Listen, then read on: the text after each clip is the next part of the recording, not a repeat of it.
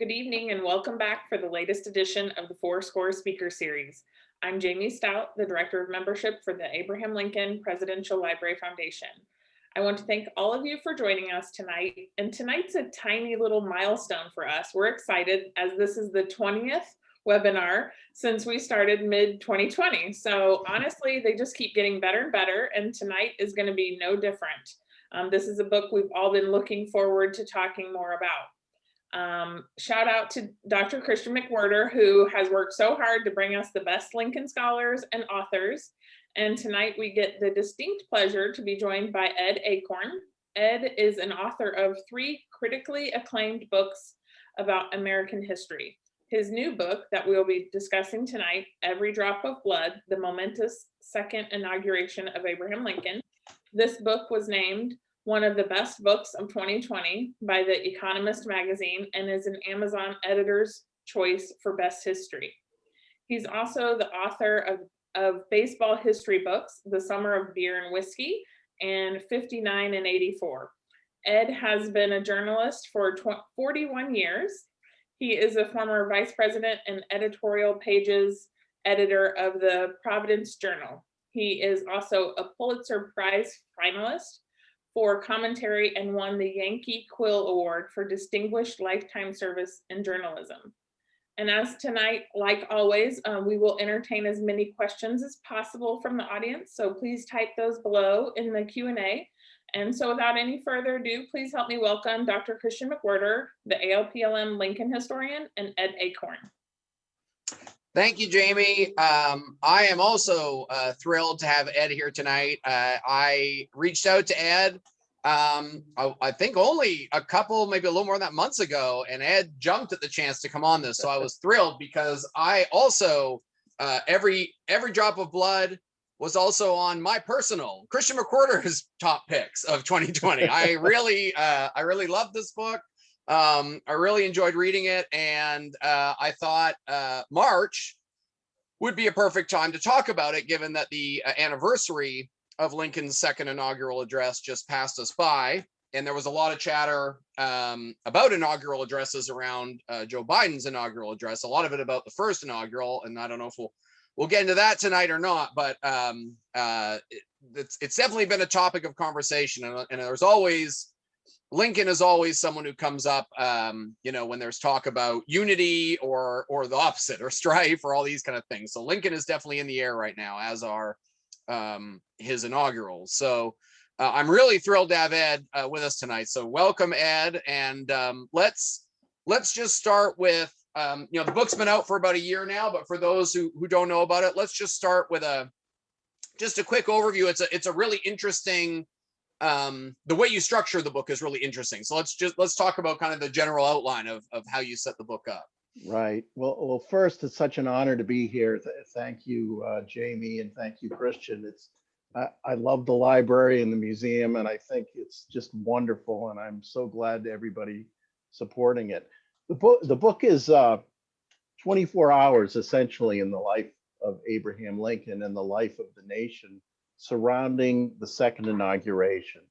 So I start the night before the second inauguration. I talk about what's going on, what the scene is in Washington, and then I go through the next day and I go through the inauguration and then to a giant reception at the White House the night of the inauguration. They didn't have the inaugural ball till later on. And I think looking at that period so intensely and so closely, all of a sudden, all these important issues spring to life. And that's why I wanted to do it this way. I also noticed in researching this speech, which I think is his greatest speech and just phenomenal. I mean, it just blows me away that our president, after 4 years of this grueling war, would deliver a speech like this that talks about how both sides were guilty, both sides were at fault. And so that's just, I've always loved the speech. But the thing is, I looking at this 24-hour period, I noticed all these famous figures keep swirling around him. John Wilkes Booth, who I think tried to kill him that day. Walt Whitman is covering it for the New York Times. Salmon P. Chase, who was his Treasury Secretary and tried to do him in as the Republican nominee, is there swearing him in. You've got Sherman out in South Carolina carrying out Lincoln's very harsh policies there. You've got Andy Johnson, the vice president, who shows up drunk and embarrasses himself totally that day. You've got Alexander Gardner, the famous photographer, taking the famous picture of Lincoln delivering the speech. So I love having all these famous characters, and I get into the war sort of through their perspectives of the war. And I think that gives you a very sort of enriching view of the war, because it's not just one perspective, or it's not one historian looking down from 30,000 feet. It's all these people on the ground reacting to the war in their own way. And to me, that was very moving, what they said about the war and what they went through, and the level of suffering in that war just came through to me. Well, and so the second inaugural is also my favorite Lincoln speech, so we'll definitely talk about that. But one of the things that the book does a good job of conveying when you talk about these different figures too, is what and the speech conveys this as well, but there's a real mixture in that 24 hours of jubilation because Lincoln got reelected. They have this feeling, they can tell the war might get wrapped up pretty soon, or at least start to get wrapped up, and then sorrow at what have we been through, this crushing loss, right? And you get a little bit of that, or a lot of that really, with a lot of these different people, and you talk about their experiences, kind of how they got to that moment where they're there in or with or around Lincoln, or dealing with Lincoln in the case of Sherman and Grant on that day. Right, very much so. It was a very emotionally fraught day. And people were afraid that something terrible was going to happen that day, and it almost did. Yeah. So, yeah. It didn't take long before it did anyway, but the other figure I should mention is sort of the main figure of the book next to Lincoln, which is Frederick Douglass. Yeah. Who is, he's not allowed to go in the Capitol building to attend the ceremonies there because he's a black man, but he's outstanding in the mud, watching Lincoln deliver this speech. And with a huge crowd of Black Americans, they turned out in force for Lincoln, and he also showed up at the reception at the White House, and it was a famous sort of exchange with Lincoln where Lincoln said, "What did you think of the speech?" And he said, "It was a sacred effort, Mr. President." Yeah, it's probably Douglas's favorite speech too, right? Yes, because it said this. We sort of take this for granted, but Lincoln said this war was about slavery, which was a somewhat controversial thing to say. Yeah. And for a president to say this war had to be fought because of slavery, and it could be interpreted as God's punishment on this country for the sin of slavery. And this is something Douglass had been saying for years. Douglass didn't like Lincoln very much. He thought he was a sort of a craven politician, and who didn't have the interests of Black Americans at heart. And he came to respect Lincoln greatly, and to understand Lincoln was really pursuing this war the way he had to. And so I think that's one of the that's a narrative arc in the book, is Douglass coming around to see Lincoln for who he was. Well, I want to touch on that. Remind everybody, by the way, to submit your questions. I'm here to also ask your questions. Oh, they're starting to come in now, so I'll get in one last. What I really admire, or one of the things I really admire about the second inaugural that I try to convey, when I give tours of the museum or I give talks about Lincoln, is how, you said Douglass saw Lincoln as a craven politician. The second inaugural is so brave. It's so gutsy. The craven thing to do would have been to just get up there and boast, right? Yes, I mean, sure. Everything's going Lincoln's way. And you know, what he decides to do instead is just, I mean, it's shocking. I don't know if there's another speech like it from a major American politician. It's such an interesting speech, and it's such a interesting choice for him to make. It's such an honest choice for him to make, right? I couldn't agree more with you. It's like nothing I've ever seen. And I can't imagine a modern politician doing this. I mean, after 4 years of war, they're on the brink of winning this war. And he doesn't boast at all. He doesn't say thank the country for what they've sacrificed. He says this is a judgment on both sides, because he was looking for, this is something Lincoln always did, looking further along down the line. He wanted to bring this country together somehow. And you know, those words he used, with malice toward none, with charity for all, they're still so powerful and moving to the American people. They've lasted, and that's the message he wanted to get across. But they get taken out of context so much too. Everybody's like, well, that speech is all about Reconstruction and reunification, and sure, it's about that, but it's on the condition he's explaining, but that reunification and that forgiveness and what is built on this realization that we all have to take responsibility for what just happened, right? Right. This is the thing that bound the two sides, was their belief in God, that God was an active force in in everybody's lives. And this is sort of lost in American society now. But Lincoln, I think, understood this, bound the two sections together. This was what they shared. And that's why he I think one of the reasons he spoke about this. Well, and Lincoln, another question I get a lot, you know, was Lincoln the kind of person who believed that God took an active role, right, in human affairs? When we find Lincoln in March 1865, you know, where is he at with that, and where has he been before then too, right?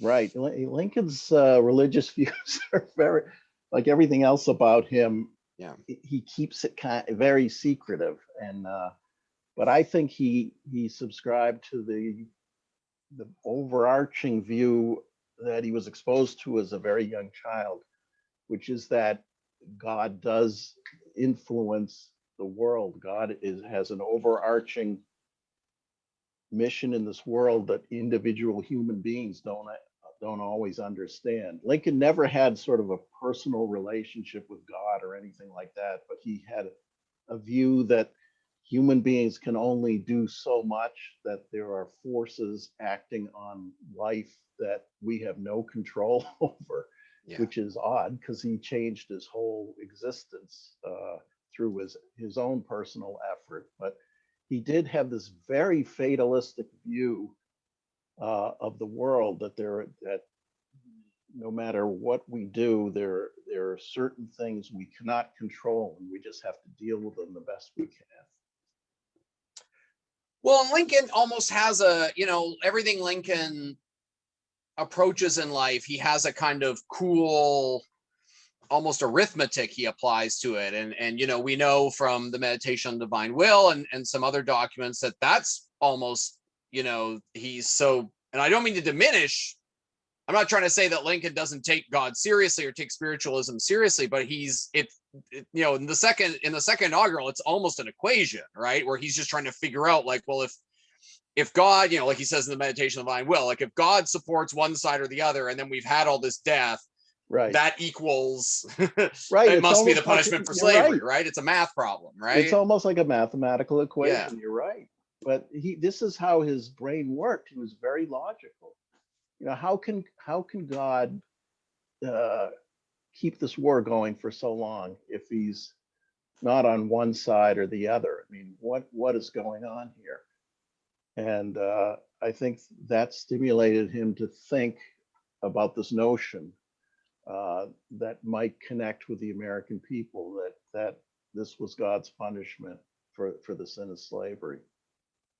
We have a question along these lines too, asking, you know, that they want to know if the book touches on the degree of biblical knowledge that Lincoln had, and how much did that inform the speech? You know, how does the Bible fit into all this? Yes, it does. I pretty much have a chapter about Lincoln's religious Yeah. faith and background. He, I guess, because books were so hard to come by in his youth, he Yeah. was steeped in the Bible. He knew it front and backwards. I mean, it's amazing how sometimes when they were discussing things, you pull out a quote from the Bible, and I suppose a lot of people could back then. He viewed this book as a profoundly wise book based on human experience, that the people who wrote that book looked at life very deeply and seriously and saw this was a way to best survive in this crazy world. He looked at it as moral instruction and almost as a piece of literature, though. He looked at it to be, sometimes during the war, people would say he was very depressed and he'd pick up the Bible and start reading it, and then he would his mood would just improve. He saw it as a book of profound wisdom about life rather than necessarily a religious thing, but he viewed it as this book showed us how to be good people rather than evil people. And that's what he took out of it. And he always touted the reading of the Bible and said it was a great thing. Well, and you know, and his kind of total knowledge of the Bible, and as a non-religious person, I think also comes through in the second inaugural, because it's a very Old Testament kind of God he's talking about, right? I mean, punishing people and, you know, like causing a war because he's upset about something, right? Yeah, but it's also, there's a justice there. It's he's saying, like, you know, as the title of the book, every drop of blood, every drop of blood spilled in this war, it would be just if it compensates for every drop of blood drawn with a lash. I mean, he's saying slavery was so evil and so embedded, we had to go through something like this to get rid of it. And he's not saying that God did that, but he's saying, here's one way to look at it. God may have had this idea. And you know, it's a very dark and spooky speech in a way, but he is saying slavery is so evil that it's not unjust that we had to go through this war to get rid of it, which is an incredible thing. He was clued into the suffering in that war more than anybody I can think of. He was horrified by it. He was horrified at the wounds the soldiers suffered. He was horrified at the deaths in these battles, but he still felt this had to be done to save the country. And almost at the time radical statement on slavery too. I mean, his first inaugural, he's assuring the South, don't worry, I'm not going to get rid of slavery. And here he is 4 years later, you know, talking about slavery as a pure evil. I mean, he's not, there's no gray area there, right? That's right. That's right. We have a lot of questions, so I'm monopolizing you. So I'm going to try to get some of these questions in. And we have a straightforward one from Francie. Hi, Francie. She wants to know, the Gettysburg Address obviously is a relatively short speech. The second inaugural is too, but it's longer than Gettysburg. She wants to know how long it was. She wants to know how many words it is, but she also wants to know how long did it take Lincoln to deliver it that day. Yeah, from what I understand, it would take about 5 minutes to deliver that speech. Now you can imagine that compared to the modern politicians who go on for an hour and a half or something like that. And Lincoln did this, I think, because he knew it could be printed in one column of type in the newspapers, and it would be read all over the country, either the next day or the following Monday, and people would be able to read it very easily and think about it. And he is amazing. I mean, the other thing about Lincoln is he's perhaps the greatest writer in American history. Nobody else could compress so much thought into such a short space and do it with such beauty. mean, it has the resonance of the two things he most loved, which is Shakespeare and the Bible. It just has that beautiful tone, and so it's very, very short, 5 minutes. Do you know how far ahead he started working on it? And then the other part of the question is that this is from one of our audience too. Did he get any help with it, like with the first inaugural? He didn't seem to get help with this one. No. And he started years before. I mean, you mentioned the meditation on the divine will, which was found in his writings, and that probably goes back to 1862. And this is 3 years later. He would think up things and write down little thoughts and put them away in odd places, like in his hat or in his desk. You know, he had one of the desks with all the little holes in it, and he would pull this stuff out and put it together when he was thinking about writing these speeches. And he would take forever to write a speech. This was not easy for him. When he wrote these beautiful speeches, they took him a lot of time, and people would ask him for speeches, and he would say, "I can't do it. I can't spend the time on it." And he wrote it himself. You can imagine. You can't imagine modern politicians doing that. So it's extraordinary. And it took him the answer is it took him years to write that speech. And Yeah, while he's sorry, running the war, Yeah. I mean, he's got one crisis after another in front of him, and he has time to write the most beautiful and profound speech in our history. Yeah, I mean, I think when you talk about writing it, you hit the nail on the head. I mean, in a lot of ways, it's the culmination of all the things he's thinking about during the war. I mean, even the Gettysburg Address, which is a more famous speech, informs the second inaugural. That's part of that same process of Lincoln trying to figure out why, what was all this suffering for, right? Right. Yeah. We want, we have another question. Did he read it to his cabinet the way he read the Emancipation Proclamation? I don't think so, right? I don't think there's a record of that. He might have. The only little announcement of it I can find in the record is this guy Carpenter was in the White House painting the famous picture of the Lincoln reading the Emancipation Proclamation to his cabinet. And he was there in the offices at the White House, and Lincoln came in and he was holding a scroll, and he said a lot of wisdom in that piece of writing. This is my inaugural address. So, but that was it. And Carpenter doesn't really tell us more. I would love to know more about that conversation. Yeah. But he didn't seem to read it to anybody. Lincoln played things so close to the vest. It's amazing. I mean, his probably his best friend David Davis, who got him nominated president, and was a judge on the Eighth Circuit that Lincoln practiced law in. He said he was the most secretive man he ever met or would ever expect to meet.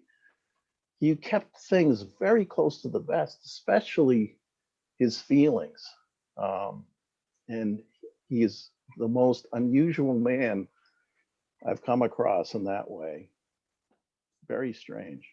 It's also part of what makes him such a never-ending source for historical writing and speculation, because most of what we know about what Lincoln was thinking or especially feeling at a given time comes from the people around him, because that's right. He never talks about it very much. Right.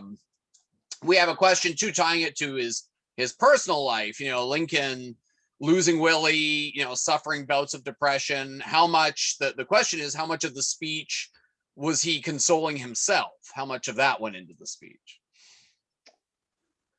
I haven't really thought of that. It is a sad speech. I mean, but I think it's about himself really, but you are completely right. He suffered enormously during that war. I mean, the loss of Willie is just so devastating. It's because he brought him to Washington and he drank polluted water. And and the problems with Mary, he didn't know all about it, but she was madly overspending. She was of course distraught. This was her second child who had died. She'd lost Edward before they came to Washington. And it's, how people endured what people did in the 19th century, I don't understand. I mean, David Davis, his great friend, they lost 5 of their 7 children in infancy or childhood. And it's how people rise above that and contribute what they did is amazing. But yeah, I do get into the sadness of Lincoln and the depression he dealt with and just the stress he was under. It was just horrific seeing all these young Americans die and being responsible for effectively sending them to their deaths on these battlefields. And it had to be done to stop the rebellion and preserve the Union.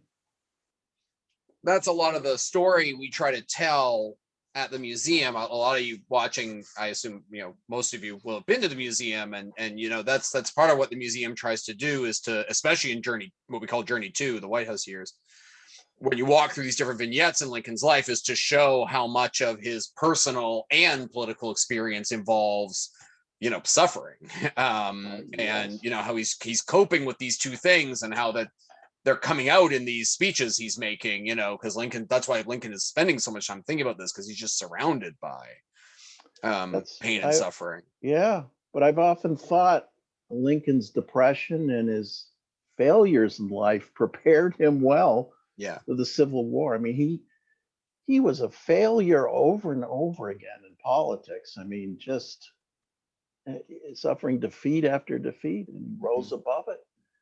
And, he grew up dirt poor, no education. He rose above that. He had a hard life. And I think that almost uniquely prepared him for the presidency at that time, when you had to be firm in the face of so much disaster. I mean, it was a very close thing to losing this country, I think, especially when Lee invaded the North, and the Europeans were thinking of recognizing the Confederacy. It was a very near thing. And boy, somebody like Lincoln, who had just the steely will to survive all that and to push forward, a lesser person couldn't do it. We are getting a ton of questions, so I'm going to keep rolling with them for now. And one is about reception. What was the reception to the speech like in both the North and the South?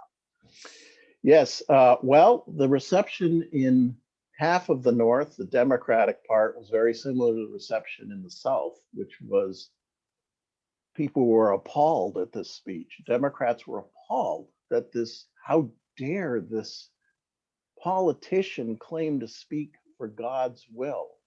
They found it just blasphemous, especially speaking of God in the context of this sea of blood that had been unleashed on the country, and with what they considered as tyrannical government, and Lincoln's violations of civil rights and so forth. So they just mocked. In fact, they mocked it. I mean, I include in the book sort of a mocking rendition of the speech where I don't know if you recall that, but it's, it was very easy to parody, and they parodied it. And the Republican side, they thought, wow, this is a very strange speech, but it's so Lincolnian. I mean, it's brief, it's poignant, it's striking, but they didn't really get how great it was until later on. I mean, a few people got it. I mean, there was, I think, was it Henry Adams or Charles Francis Adams in England really got, wow, this is a speech for the ages. And there was some of the British press got that. And a few of the Republican newspapers got that. But generally, people didn't understand, didn't have this appreciation of the speech that we do. And Lincoln admitted that. He wrote to Thurlow Weed, who was a political power broker in New York. He said, I don't expect this to be immediately popular, but I think it'll be one of the speeches of mine that last. And he was completely right. Well, and he had to know it was unorthodox. There's no way you give that speech and you think it's going to just, float over the crowd, right? Right. But it was so Lincolnian, so strange, so sort of the language is so beautiful and elevated. Nobody else was writing like this. So yeah, it was. But it did. One of the things I found most interesting in writing the book was the response to that, because we all, it's etched and it's etched in marble at the Lincoln Memorial. And we come to just view it as like a sacred scripture. But at the time, it was just, people mocked it, hated it, despised it, and really trashed it. Yeah. And I find that very, very interesting. And perhaps a lesson for us that we don't really know how history will read some of the things we go through. You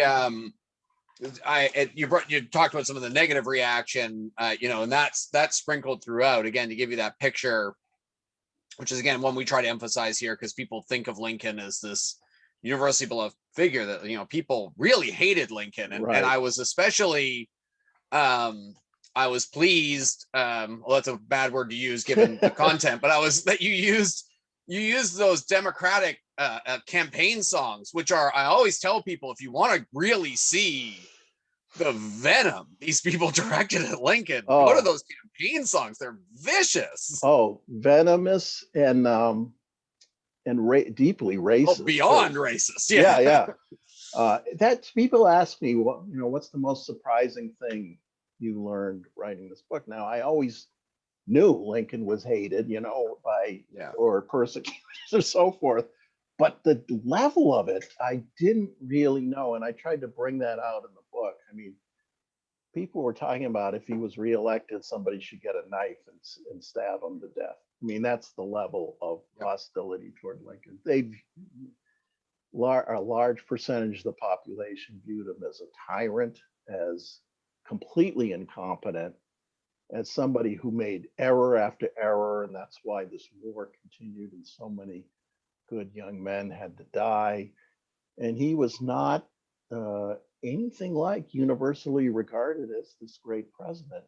Even the Republicans thought he was too weak-kneed. He wasn't tough enough on the South and so forth. And some of them were happy, one or two privately were happy when he was assassinated, because they thought, okay, now we're going to get somebody a little stronger to deal with the South after the war. And to me, that was shocking. That level, I don't know how Lincoln endured all this. He really had to have a thick skin to put up with the kind of hostility directed toward him. Yeah, when you mentioned earlier about his depression preparing him. Lincoln there's so much criticism and trauma that he's dealing with during this whole time, and he really only shuts himself down a couple times, the biggest one being after Willie, but and then he gets sick a couple times, but he's on the job. The guy really, he's not going to the golf course on the weekends, No. Day and night, 7 days a week. He went out to the soldiers' home, but he stayed on it. He was working nonstop late into the night, and he had trouble sleeping too.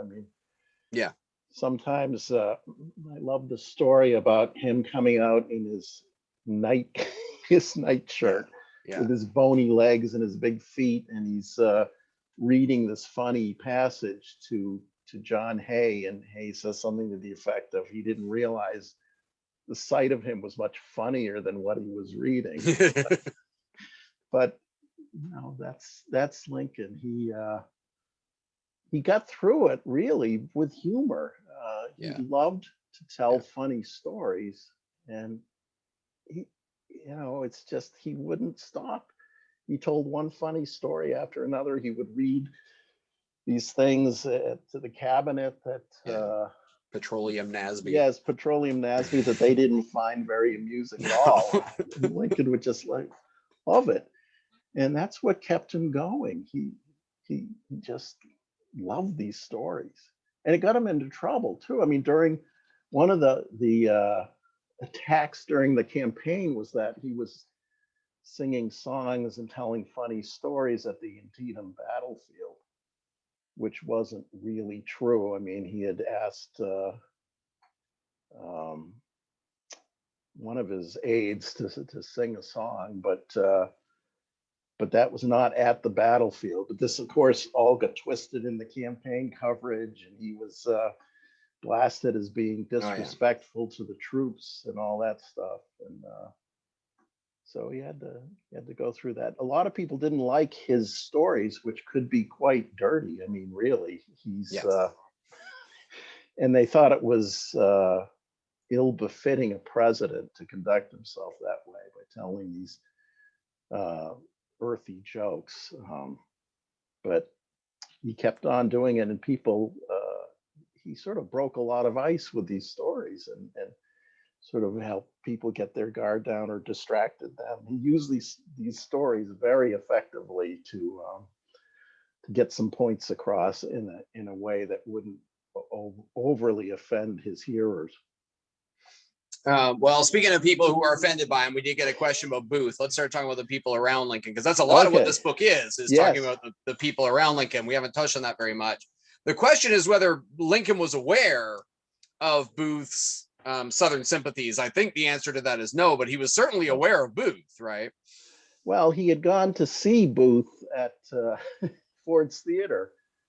Hay wrote in his diary about it, and Hay didn't like Booth at all. He thought he was a terrible actor, but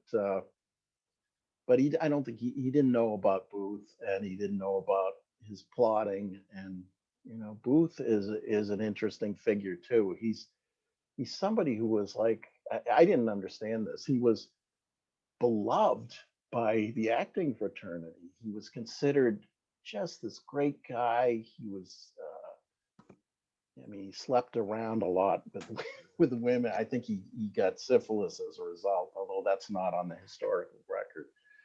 But he was very kind to children. He loved to play, you know, get on the ground with children, roll around and play with them and everything. And he turned into this sort of zealot in 1864, 1865. And he just became, I mean, he was political before that, but he just became such a zealot, and just plotted incessantly about stopping Lincoln. He was one of those people who thought Lincoln had betrayed the country and had destroyed the Constitution and destroyed the American way of life, which he did in a way. So he was really bitterly opposed to Lincoln, but I don't think Lincoln knew. I write about this in the book that this young man, Lincoln's walking out of the Senate chamber where his vice president was sworn in, out to the platform on the steps of the Capitol where he will deliver his speech, and this young man sweeps in right behind him, and somebody notices it, fortunately, and stops him. He's putting up a big fight. How dare you stop me? And then weeks later, after Lincoln's death, the figure is recognized. It was Booth. So he was very close to Lincoln on Inauguration Day, and some people thought that Ward Hill Layman, who was the Lincoln's bodyguard, thought, yeah, I bet Booth wanted to kill him that day. What better stage than the steps of the Capitol building? but the guy who had played Brutus in Shakespeare's play killing Caesar on the steps of the Capitol. So, and doesn't Booth say, right, I was close enough to have? yes, Yeah, yeah, I was close enough to have killed him. that's it. Yeah, I was going to screw up the quote, so I left it to Well, you. Yeah, yeah, that may not be the exact quote, but yeah. that's the gist of it. Yeah, he told a friend, Eerie. I was as near to him as I am to you. And can you imagine that? That was, gosh. But 6 weeks later, he did kill Lincoln. It's, Mhm. Came up behind him with a little gun, shot him in the back of the head, and that was it. Lincoln died hours later without regaining consciousness. Yeah, we have a lot of Booth stuff in the collection at the library. The taper collection, which is part of what the foundation supports and fundraises for, especially. And if you visit the museum now, one of the things I get to do is curate what objects go out on display. And there's a case in our treasures gallery we have so much stuff just of Booth with his ladies. You talked about what a womanizer he was. See, we've got a ring he gave to, and we've got I'm gonna mess it up, right? Isn't it an acrostic poem where the first letter of each line spells something, and it's John plus, and I'm blanking on the name of the girl, but all this stuff. I mean, he was a total ladies man, and it sounds weird to put it that way, but people forget Booth was not like this guy was not a failure. This guy was not obscure. He was not Lee Harvey Oswald. I mean, this was a well-known person with a successful life who just, like you said, became a zealot. And he was dating and I think engaged to the daughter of a New Hampshire senator. Yeah. And that's how I think he got into the inaugural festivities, because he was able to get one of the sacred cards that let people into the Capitol. And it's very ironic. The New Hampshire senator was an abolitionist, John Hale. Yeah. And boy, is that ironic. Imagine when he found out his daughter was connected with Booth. And she was connected with Robert too. Yes. Yeah. Well, it was a small world in Washington. Yeah. At that time, And yeah. We got another question about a person in Lincoln's orbit, which was Mary. And the person asking the question thinks that maybe a few of the references to her in your book made me feel that you didn't care much for her. So let's get your take on Mary. I already asked you about Lincoln's religion. I think Lincoln's religion and Mary are the two most complicated questions in Lincoln historiography. So go for it. I'm very torn about Mary. I actually like her, and I think she loved Lincoln and supported him. And without her encouragement, I don't think he would have been president. There's a famous scene where he's in a railroad car at the end of the 1858 campaign against Stephen Douglass, with the famous debates and all that. And he's in this railroad car talking about, sort of laughing, talking to this reporter about, Mary thinks I can be senator and even president of the United States. And he goes, imagine a sucker like me being president of the United States. And he laughs, but she believed in him profoundly.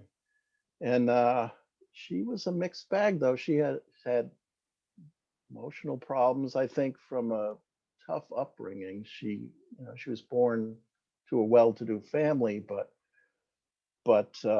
her mother died and her father remarried, and the second wife treated her very poorly, I think.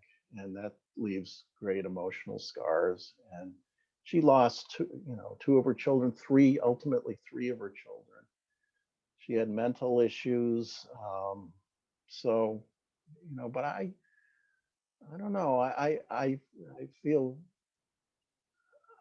she loved Lincoln, was very supportive of him, and was very important in getting him through. I think a negative tone about Mary might emerge in the book because I quoted some people saying absolutely vicious things about her. Early on in the book, I write about a reception. She held a weekly reception, and just people would say terrible things about her. And And I kind of like to quote the vicious things people say about historical figures, so you can know it's not all kindness and light. They had to deal with a lot of very difficult things. Well, and it humanizes them too, because again, we tend Yes. to put these people up on a pedestal, Yeah. although not so much Mary, but Yeah. yeah, still people very divided on Mary. And yeah, I think you touched on it with the amount of loss Mary endured. Yes. And I think people forget too when they're hard on Mary after the war. I mean, not only did she lose 3 of her kids, although Tad is a ways after the war, but Yeah. Lincoln is shot right next to her. I mean, Yes. Oh, of course. how many of us Yeah. could bounce back from that, right? Right. And this man is the center of her life. Her support, her emotional support in life was her husband. And when he's killed right in front of her, she's left with nothing. So it was, I feel very mixed about Mary. I don't feel hostile toward her in any way. I think she's a tragic figure in many ways. Yeah, I agree. I get this question a lot too, actually. We got a question about the crowd size of the second inaugural. And also the part of that question this is the part I get most is Lincoln's voice. How many Right. people could actually even hear what he said that day? Right. Well, he had this sort of high piping voice that Yeah. people write about when he was speaking, and they would carry. But there were like 20,000 people out on the grounds in the mud at the Capitol that day, and I can't imagine more than a few hundred could hear him. Maybe 1,000. I don't know. Yeah. I've never. Probably should have gone out and studied acoustics when writing this book, but it reached a fairly small group. People were there for sort of the event and the color and the bands playing and all that stuff, and to show their support. Right. A lot of Black women came out in their finest dresses, trailing him in the mud to show up to honor Lincoln and pay respect for what he had done for Black Americans, which is sort of totally forgotten today, or not totally, but it's becoming forgotten, which is very frightening. And there was a lot of very emotional feeling toward Lincoln by people who had been enslaved. Their people had been enslaved for 300 years, and they were now free, becoming free. Mm-hmm. And they wanted to honor that. Well, and you mentioned earlier in terms of audience or reception that Lincoln, the speech, part of the reason the speech is likely the length it is because Lincoln had an awareness of how it would fit in a newspaper column. And we're used to, as 21st century people, we're used to watching or hearing these speeches. Right. And so when a politician delivers them, we have an expectation that you're going to absorb them that way. And they didn't have that expectation. Their expectation is you would read it in the newspaper either that day or the next day. Right. And right. Lincoln is very conscious of that. He is. He's unusually conscious of that. The other politicians would go on and trust the papers would run the stuff. But I think Lincoln, I don't have a historical record of this, but I think Lincoln thought, I want to say something clearly, briefly, to the point, and so people can read it and think about it and not get overwhelmed by it being too long. As an editor, I often urge people to write shorter because more people would read it. Yeah. So, and I think Lincoln had that feeling too. Let's go one more character in here. We talked about Johnson. We haven't talked about Johnson yet. We got a question. Did Lincoln comment on Johnson's inebriation at the ceremony? I'm not even sure most of our audience will know Johnson was potentially inebriated at the ceremony. So yeah, why don't you go ahead and tell that story? That was so embarrassing. I think Lincoln had, and there's historical debate about this, but I think Lincoln tried to maneuver Johnson into that vice presidential position as a way to help him win re-election. Johnson was a former Democrat. He was a leader in Tennessee, which was at one point a Southern Confederate state. Yep. And he managed to steer that through some very difficult times. So Lincoln turned to this guy. He had utterly boring and reliable Hannibal Hamlin as his vice president, and he went with Johnson instead. And Johnson shows up, and he started drinking that morning to sort of soothe his nerves. And apparently he overdid it, because when he came out to deliver his speech, he delivered this horribly embarrassing maudlin speech, you answer to the people, and people were just mortified. And Lincoln showed up and sat there in the Senate chamber and sort of, they're describing it was just, oh. But after the event, people, there's a record of people talking to Lincoln about it, and Lincoln said, Andy ain't no drunk. He didn't, he had a problem that day, but Andy ain't no drunk. So anyways, but there was talk, I write about this in the book, there was talk that day, like, oh my God, we got to hope nothing ever happens to Lincoln, because imagine this guy as president. So. Yeah. Yeah. One of my friends always says that was Lincoln, when asked what Lincoln's greatest mistake was, he says it was, courting Andy Johnson for his VP. Yeah.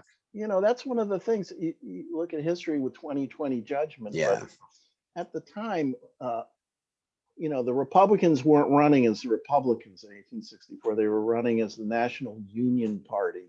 Mm-hmm. And they were trying to bring together Democrats and Republicans who supported the war effort. They were very afraid Lincoln would lose. Lincoln expected he would lose in August that year.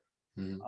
It wasn't until Sherman conquered Atlanta that the tide really turned for him. So he tried to bring together as much support as he could to try to squeeze through this election. He was just desperate to win it, and because he thought the war would be over and the country would be divided if he didn't win. Mm-hmm. So he wanted to bring together Democrats and Republicans, and that's one way he did it.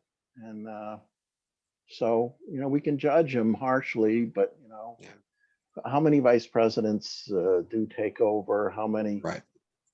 How would he know Johnson was the way Johnson was? I mean, he was a very strong, loyal leader in Tennessee, and he was saying the right things about Lincoln's policies for after the war. Yeah, Johnson's the opposite of Lincoln, where I said earlier, we all revere Lincoln so much. You have to convince people that Lincoln wasn't universally revered. Johnson was a hero in the North. I mean, he was the guy who stayed. He was the only senator from a Southern state who stayed. And then he becomes military governor in Tennessee. I mean, Johnson has a good career up until he ends up president. So and military governor of Tennessee was not something for the weak of heart. I mean, no, that was roving bands of guerrillas were killing people right and left, and that's the environment he was in, and he held that state, and so it's a mixed bag. Well, we're almost out of time. I'll give you one more question here. That's kind of a good one to end on. Someone asked, what was the best thing that you had to leave on the cutting room floor for the book? That's always the hardest part, right? Is taking stuff out. Oh boy. Well, it was just added color, it's nothing big, because I wanted the book to be a length that people could easily read it, not too ponderous or bombastic or too stuffed with and then he said, and then she said. I wanted to tell a story, so it works like a narrative. It begins at a certain time and it moves forward, and the things happen, and it's so forth. So I just had to leave some of the color on the cutting room floor. One or two stories that are amusing that I liked, but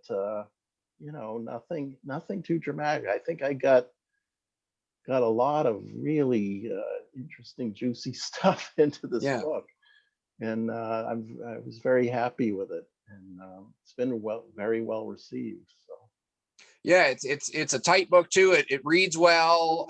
Yeah, I really do recommend it to folks. So yeah, thank you. So this was a thrill for me to chat with you about it tonight. I really appreciate you coming on, and yeah, anything we can ever do for you at the Presidential Library in the future, please don't hesitate to reach out. And yeah, thanks for coming on, Ed, and thanks for everybody for their great questions too. This was a lot of fun for me. Oh, thanks, everybody. It was a thrill for me. Very good. Thank you both for the discussion tonight. Like I said before we even logged on, I personally read the book during COVID closure, and I just found the vivid descriptions of this crucial moment in American history to just be relatable even to today, with tension and hope. And really encourage everybody to go out and get the book, buy a copy for a friend. Ed even mentioned that the paperback version is coming out very soon. So we can't say enough that we just highly recommend you check out this book. It's a great description. And tonight's webinar is really a perfect lead in to our very next webinar. That's March 23rd, where we are going to be joined by Mr. Lincoln himself.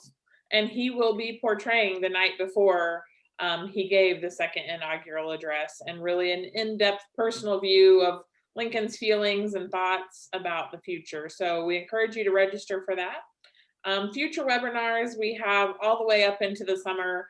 We'll be meeting with someone from Camp Butler. We'll also be joined by various authors, historical interpreters like Achorn, Ulysses S. Grant, and so many more. And as we close the webinar tonight, a short survey will pop up. Just let us know what you thought about tonight and how we can improve, or let us know of things you'd like to see in the future. That helps us to plan for you.